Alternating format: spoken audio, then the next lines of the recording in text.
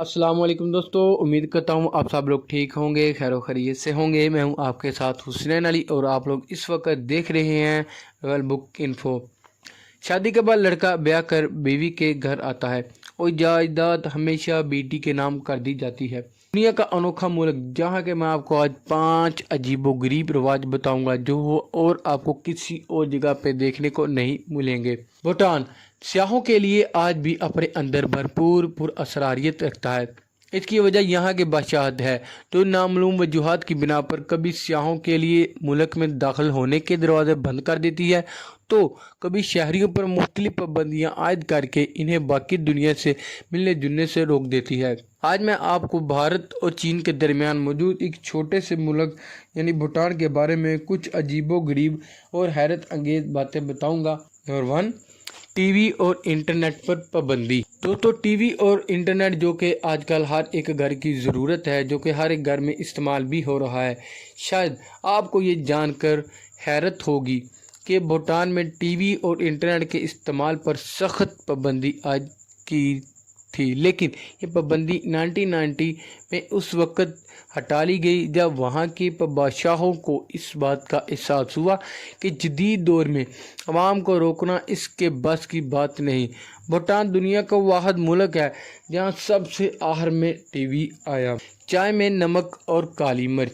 दोस्तों, आज तक हम लोगों ने चाय जो कि बहुत ही किस्मों की पी होगी, सब चाय, मसालेदार चाय वगैरह वगैरह बहुत सारी किस्मों की, लेकिन भूटान में चाय का एक अलग ही लेवल है।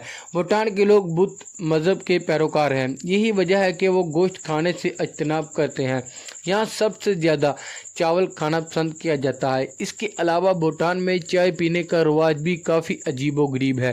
भूटान के शहरी काली और सब्ज़ चाय में नमक, काली मिर्च के अलावा मक्खन डालकर पीते हैं।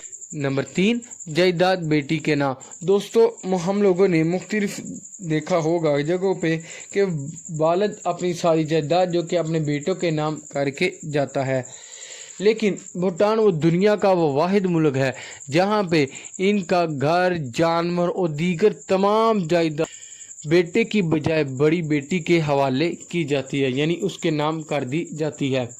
नंबर 4, लड़का ब्याह कर लड़की के घर आता है। दोस्तों, अमूमन शादी के बाद लड़की ब्याह के जो कि लड़के के घर आती है और अपने तमाम मामला संभालती है, लेकिन भूटान में के बादशाह की जानब से शहरियों को किसी दूसरे मुल्क की रहायशी से बात करना मना है। दूसरी मुनफरद बात यह है कि शादी के बाद लड़की के बजाय लड़का ब्याह कर बीवी के घर आता है। जब तक लड़का अलग घर लेने के पैसे नहीं कमा लेता उसे बीवी के घर ही रहना पड़ता है। Traffic lights. दोस्तों, जो कि ट्रैफिक लाइट्स हर मुल्क में उसके मुल्क की ट्रैफिक को आने जाने में मदद के लिए बहुत ज़रूरी होती है, जो कि हर मुल्क में इसका बाज़ाब्ता एक कानून होता है।